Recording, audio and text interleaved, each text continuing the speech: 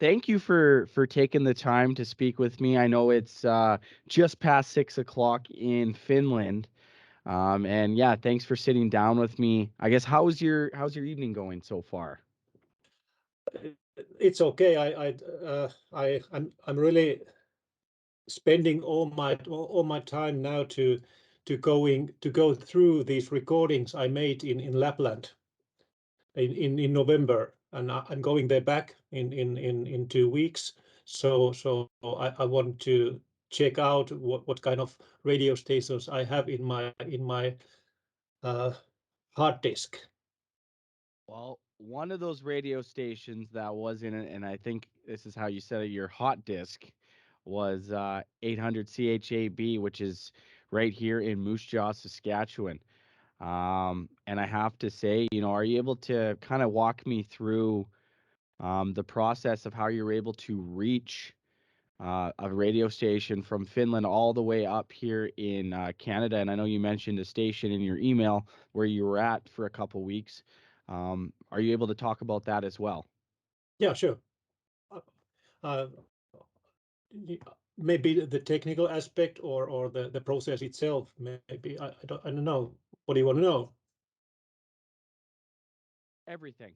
Anything and Okay. anything and everything that you want to speak about. I think this is really cool that, over 6,000 kilometers away, um, you were able to pick up a radio station here in Saskatchewan.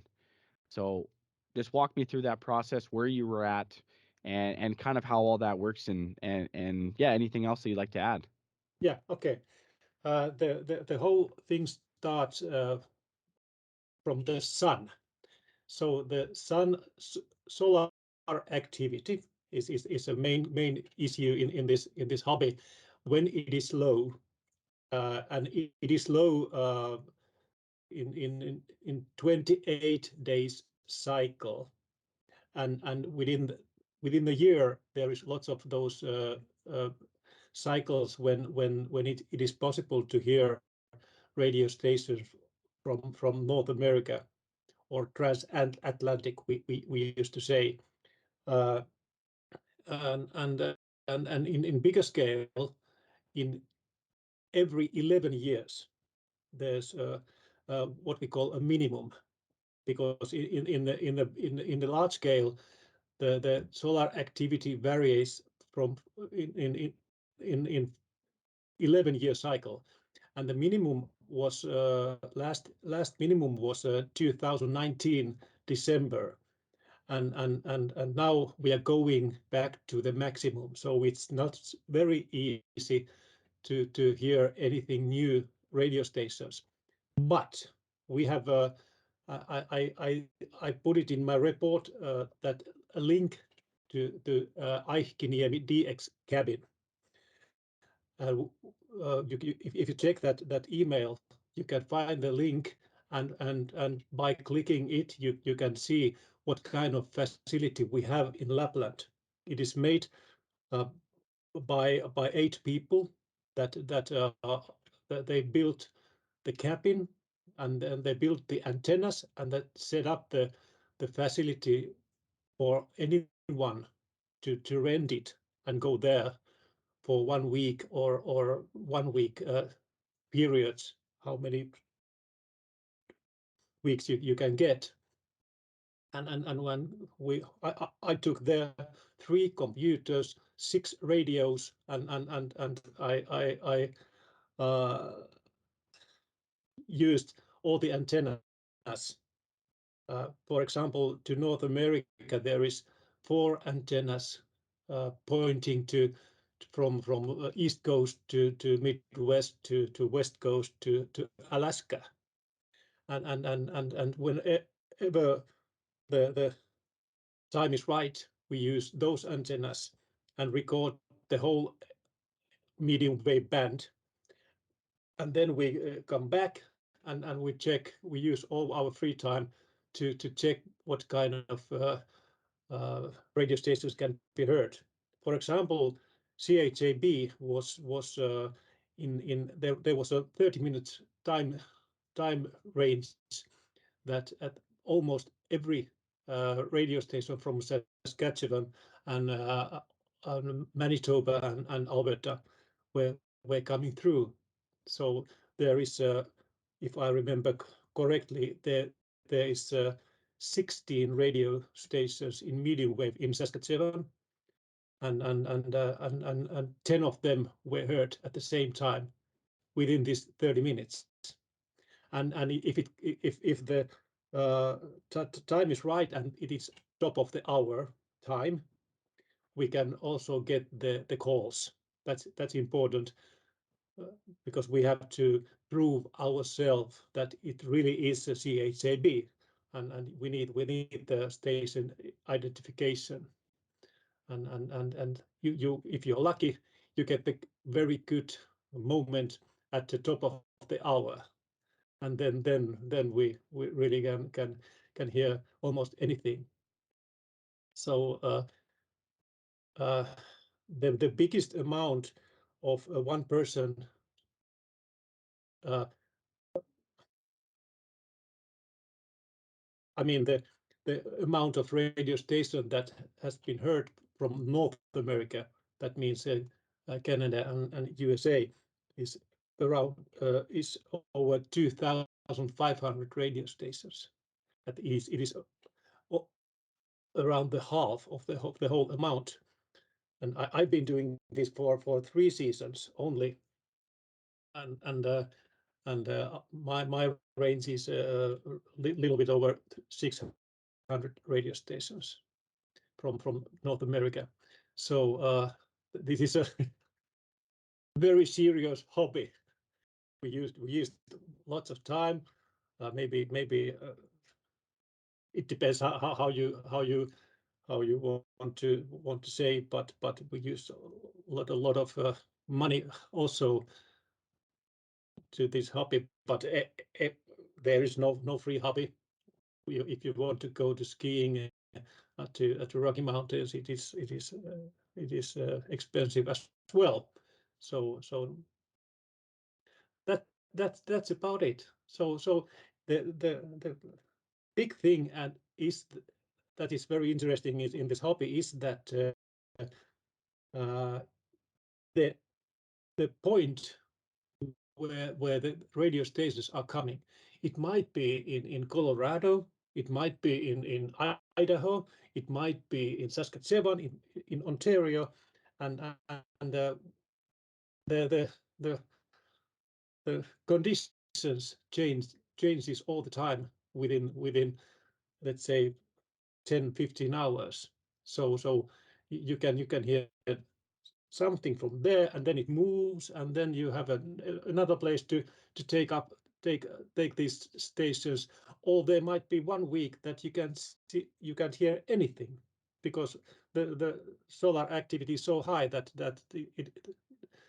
this is just a blurry in the medium wave band. So it's and all of the sudden it is very clear, and every channel there is an English speaking station, or in your case also maybe French in the frequency. So it's very interesting, Yeah, very that's short oh, speech.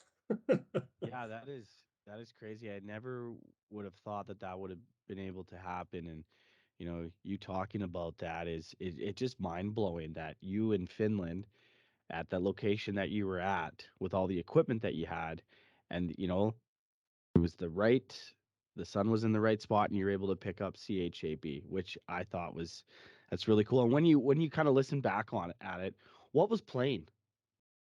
What did you be able to hear? I know you said you were able to get the call letters, but what else? What program was on?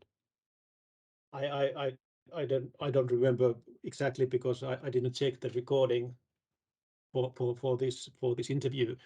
But normally there is it's not very clear normally. You have to really had a good set of headphones, and you just try to hear some words, and if it's call you feel lucky, and you can mark is as a new station.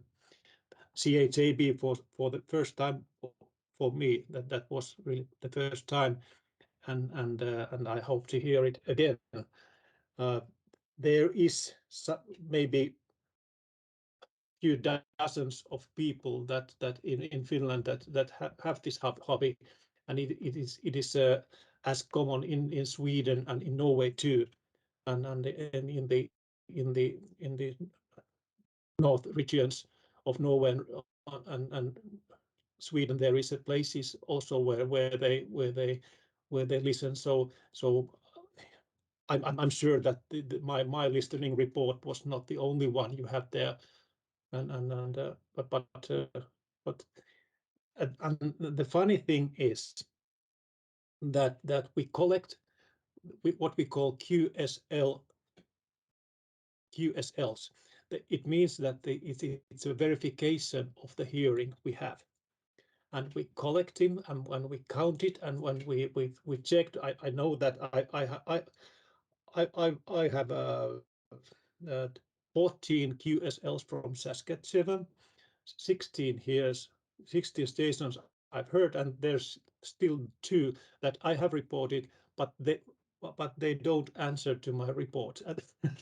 That's a really pity, because we are using such a big effort, and maybe 20% of the radio stations don't answer anything, it is there really the,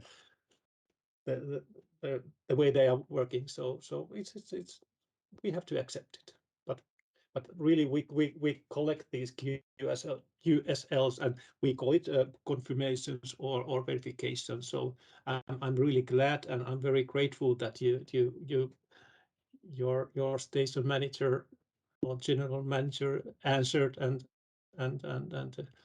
this is really a plus for for for for that answer too. Yeah, no, we were very excited to hear from you and you be able to kind of talk about this. And you mentioned that it is a hobby. This hobby have a name, or is it you Yes, guys just it call is. it a hobby? Yeah, it is a DX listening, and if you check a DX from the Google, you find a lot of information, and many people, especially those chief engineers in radio stations, are very familiar, because listening reports are mainly pointed to those people, and they check the recording, and if it matches the, your broadcasting, you send a short note as, okay, that was us. That's really enough. We are not asking too much, but but I I love this hobby, and I think this is a long story. And what I told about this Ironman logo, I was a triathlonist, but I had a heart aortic rupture 3.5 years ago, so I had to stop my career, and I was I I was listening foreign radio stations in early 80s, 40 years ago, but I stopped it because of the family issues, and studying, and all that kind of things. But now I have time again. I'm almost 60 years old, and I've been my children are away, and that I have time, because I don't practice anymore sports. So this is this is a very challenging, and it's a great hobby, because you maintain your uh, capability to speak English and other languages as well. So uh, this medium wave listening is one way of DXing. There is also the FM side, and that's another thing. I've heard in from Europe, 45 countries in FM radio. So that's really something, because it happens quite different way. You have maybe 10 seconds or 30 seconds of one radio station coming loud and clear, and then it goes away. And it is a very popular hobby in US too, and in Canada too, because there are lots of radio stations, and within the one country, 50 states or 13 provinces, or how many there is in Canada. So you can collect those kind of things too, and it requires also some special conditions in atmosphere. So you have to be lucky. You have to have a kind of hunch where when it is possible. It's possible only on summertime in Finland. And the medium wave listening from with these transatlantic signals, it's only possible between October and March, because when it's the sun is high all the time, it's not possible. So it has to be dark. So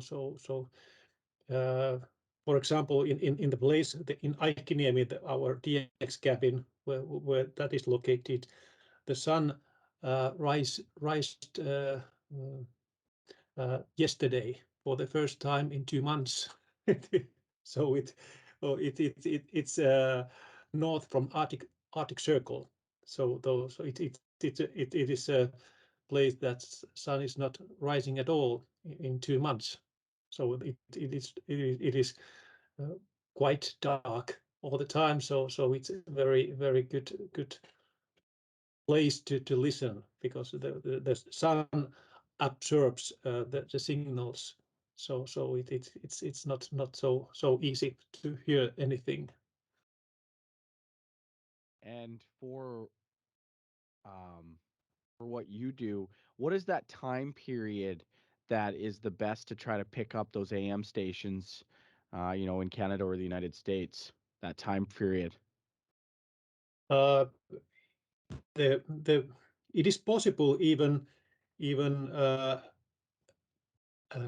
if I say UTC, it means Greenwich Mean Time. That it is Saskatchewan is -6, and we are plus 2, so it's 8 hours time difference, and you have a day timers in US and in Canada. I think Canada. I'm not sure in Canada, but it means that you have to have a special uh, power in your transmitter, and you have to close it when the sun is going down in North America. It means that on that time it is around uh, uh, 11 o'clock p.m. or at night 0000. So that is the if you try to get those daytimers before the power is going down with the high power. So that's one thing. But normally the North American stations are rising in Finland when the sun is going down in North America. So it's dark the whole way from Canada to Finland. And when the sun is rising in Finland around 9 o'clock in the morning, so that's 1 o'clock a.m. in your time. So then it will go down the signals in southern Finland. But in Lapland, because it is dark all the time, so it is possible to hear even in afternoon Finnish time, and that is morning in Canada. So it is possible to hear 12 hours or 13, 14 hours the same radio station. So it's a funny thing. But it is all it's always it has to be dark, the whole road. Okay. And I guess the winter months would probably be the best time. Um, kind of those months where, like you mentioned, it is dark and you would be able to get those signals a little bit clearer. But is that the time that's the best time in the winter months to do this? Yeah. Okay. It's not even possible in summertime. It starts in October in Finland, and it ends around March. Nothing in April or of course in September is always a good thing, but late August is the first possible moment to hear anything from North America. Okay, awesome. And what kind of equipment do because I know you mentioned you had a bunch of computers and some antennas and some radios, but just kind of quickly explain, all the equipment that goes into doing this. Yes, I can show you.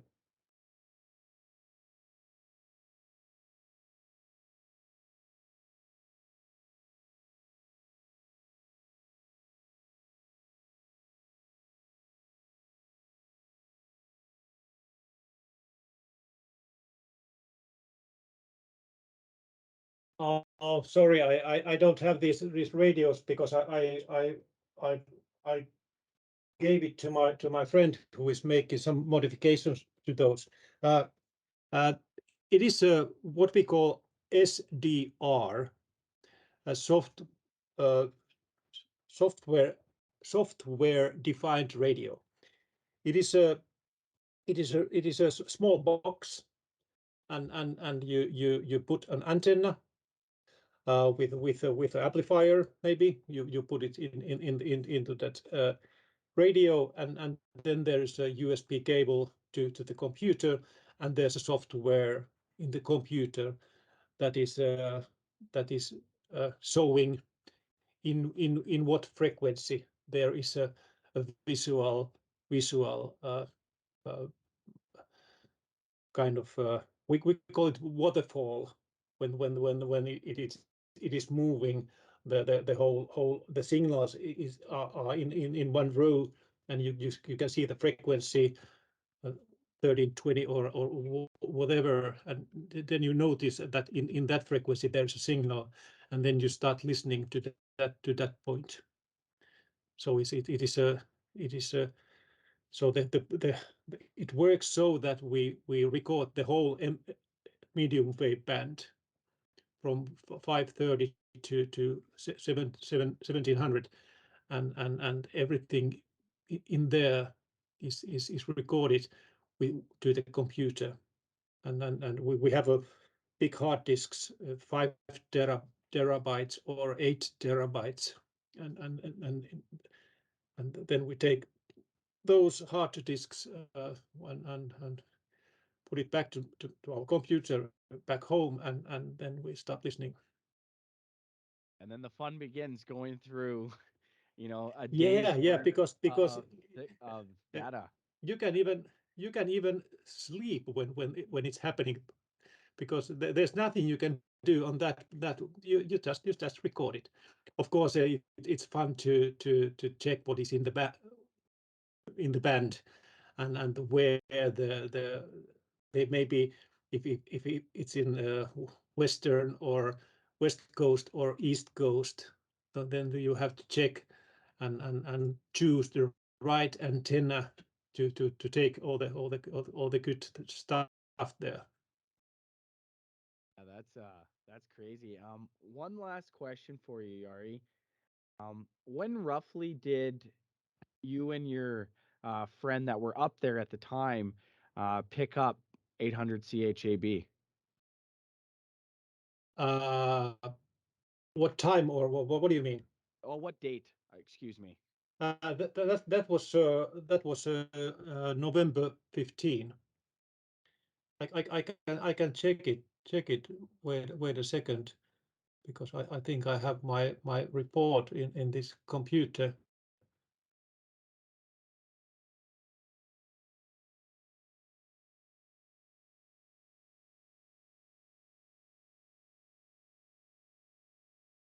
Yes, it was November 15, and the time was 3. I mean 5:55 in Finnish time. That's around. It's 6 o'clock in the morning, so it's 10 o'clock p.m. Okay, and okay. and and the station ID was, I heard words, an evening of inspiration on AM 800 CHAB. That was the station identification that I got, that proved myself that this really is your. And normally I try to write down these words, because it's maybe it's a part of your slogan in CHAB. Of course, you are not working in the radio station. So why are you working? No, you're working in a newspaper. Yeah, well, we have an online portal where's all of our news stories go, and then those news stories that we produce we put on the radio. So Okay, yeah, it's an online news portal that we have. yeah, yeah. And I'm just one of those news reporters. But I got the email. I was excited. I think this is really cool. Um, and Yari, thank you for taking the time to tell your story and all about what you do. And I still think it's pretty cool that you heard 800 CHAB from all the way over there in Finland. Thank you, and give my best regards to Leslie Campbell. She was the one that I think forwarded my email, because that was the name I got, where sent the report to. So very nice of her, that or is it her or he? Leslie, Yeah, it's a her. her, yeah. Yeah, so because Leslie is also the male name, so it's difficult. So give my regards to her. So, and I'm very thankful that I got the answer and the verification to this my listening report. No, And I've also tell Timo, he's working now in the railroad. So I'm telling him that we had that this discussion, and I enjoyed it. well, well, thank you, and I enjoyed it as well. I learned so much. I like doing these kind of interviews because I definitely learn something new every time that I speak with, someone that or about something that I've never even heard of before, knew that was possible. So thank you again for sharing your expertise and all that information with me. And and yeah, enjoy the rest of your night. You too. Thank you. Thank you so much. Thank you.